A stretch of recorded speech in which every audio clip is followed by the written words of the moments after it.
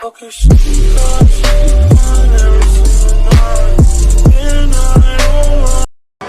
ago, and we didn't have Greg, we didn't have Jared, and they beat us. We were tied with about 6 minutes to go, and then Justin started cramping, so we pulled him out of the game, and then they ended up beating us by 9 or 10 points. But so we played them well. We knew it was going to be tough. It's to be honest, it's always a delight for me to beat a Korean team. After what happened to me in the Centennial games many years ago, I've never forgotten it. So it's always a little bit extra for me when we play against the Koreans. So trying to figure out how to play them, how to defend them. They're very difficult in that way, trying to figure out how to defend them, especially when they have a big import like that where you have to collapse down. It's almost like playing Jumar Fajardo and they have all the shooters around them. So they really pose a lot of challenges, and it's good for us, good for our preparation. We also got a chance to come in and play Araneta, which you don't usually do before the season. So many wins came out of this. Not the winning the game, but many wins came out of this. So we came out healthy, came out ahead, but we got to do some of the things we did, and plus we got to face against their zone. Teams just don't want to play us again in man-to-man, even in the PBA. Everybody wants to zone us up because I think we just move the ball really well and we cause problems, so everybody goes to zone. So it was a really good experience for us to play against their zone, and especially with that big guy in the middle, whether it be Katie or Macklin. But so again, a lot of little things that we got to win for.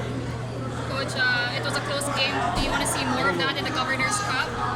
I hope not. I hope we win them all by 40 points.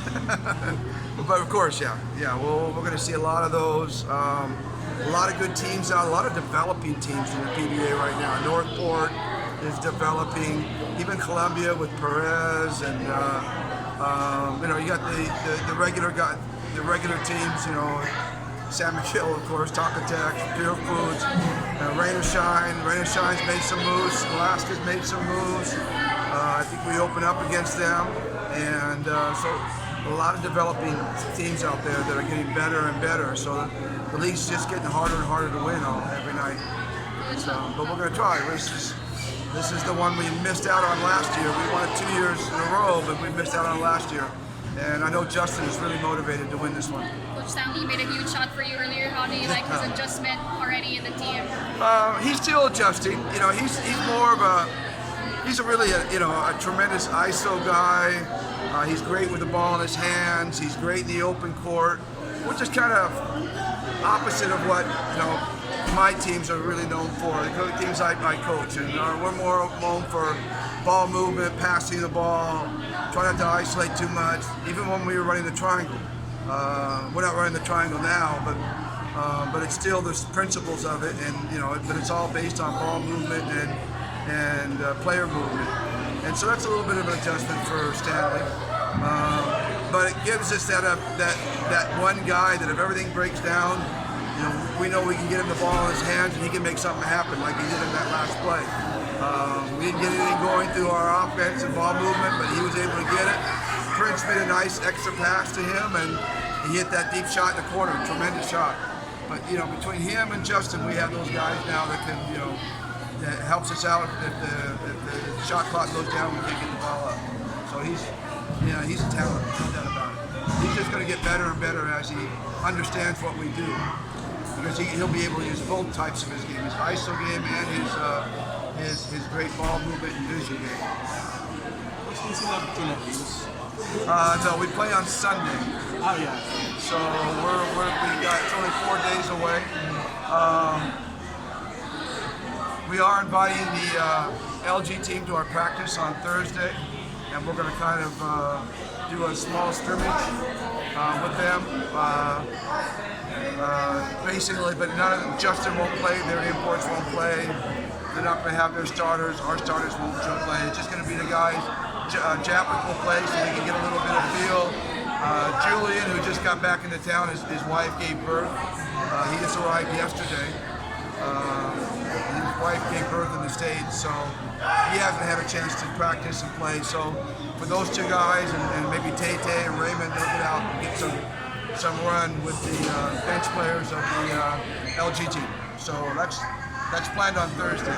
But aside from that, no, we're just straight practicing here, getting ready for our last game. How would you assess your preseason? Well, we only played one PBA team. That was Pure Foods or Magnolia. And the other 3 games were against Koreans. So, but again, just the Koreans make you do so many different things that really helps prepare you because anything they do, you're going to see in the PBA. So it's a great thing. Tonight they attacked us on the pick and roll, which is what most teams do, and they play zone, which is basically the PBA blueprint for trying to beat an empire. So it was good practice for us. So we feel we're prepared. We feel we're ready. I'd like to get Japeth back in the flow, and Jared. We think he can be a big help. He's still trying to find his way. He's been in and out of practice because of injury. Hasn't had any solid 3-4 straight days of practice. It's usually one practice, maybe 2, and then he's out for 1 or 2, and then he comes back for 1. So he hasn't been able to establish any consistency yet. So we're hoping that'll smooth out as the conference begins. And Art is just a guy that I really trust. And of course, we're going to miss Joe. You know, we know how much Joe means to us. We're going to miss Joe, but we're hoping he can get back by playoff time. We'll see. Thank you, Coach. Congratulations. Okay.